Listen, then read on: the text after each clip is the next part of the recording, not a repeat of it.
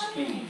Nakakainganyo mo si nanonood ng ikaw ay ilang kalahok sa 100-meter dash sa panalong Saan kanya ipopost niya? tatakbo ka ngayon dito. Pero sa susunod ay sa Talaga naman po post ko to eh. Wala ko Alam mo bakit masama yung sa siguro perfect ay nasa finish line ka na. Ay, yung ano, hindi. Isang speed Magawa ng ano. nakuha ko. Parang tumatakbo ka. Sobrang bilis. sa gitna ng kaguluhan ay Mga organs mo, mga ano. mamaya ay tatakbo ka sa wala ka sa buhay at mag-party kasama ng mga fans. Gagagapan yung mga organs mo. Sa buhay mo, sikat ka at puno. At yung wind resistance. Pero ang lahat ng iyong Malay ka ano. ito At jumper. ang atleta pero di ka naman manalo ko Ano ba? Hindi ako baliw.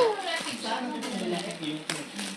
Sana nga ay ganito ang subscribers. Ay, naku na. Ang mga pwedeng mangyari, ang nilalagay mo ng siyensya ay hindi talaga dapat mangyari yun.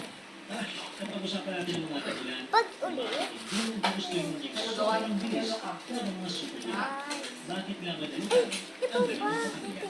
Ako raw, tatapanin ako. Dapat malaman muna natin kung ano ba ang speed of bilis. Wala ko yun. Ayon sa physics, 1% yogurt, ang speed ay 99%. nagsasabi kung gaano kalayo pwede mo maabot kada segundo. Mas malayo ang maabot mo, ay mas mataas ang speed mo. Mas mabilis ka.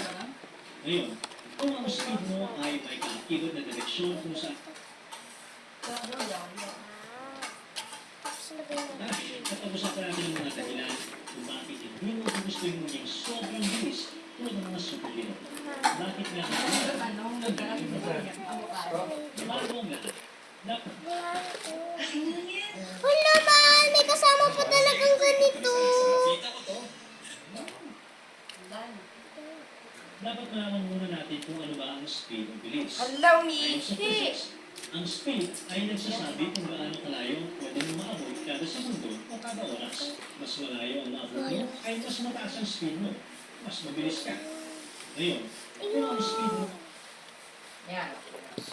magkano, ang galing yung patanyan. Lao, nakakainis. Dapat malaman muna natin kung ano ba ang speed o bilis.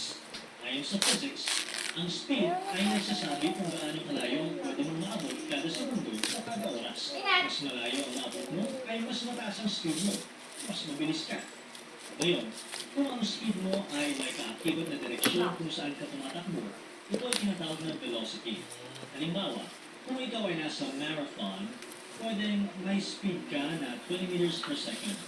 Pero kung i-report mo ito na may direksyon tulad ng pakanan o panorte, ay magiging velocity ang tawag dito. Ngunit ang mas mahalaga na malaman natin ay ang konsepto ng acceleration. Ito Uy, ay natapon ko to velocity eh. kada segundo Tapon ko kada naman oras. yung beef. Sa madaling salita, ang acceleration ang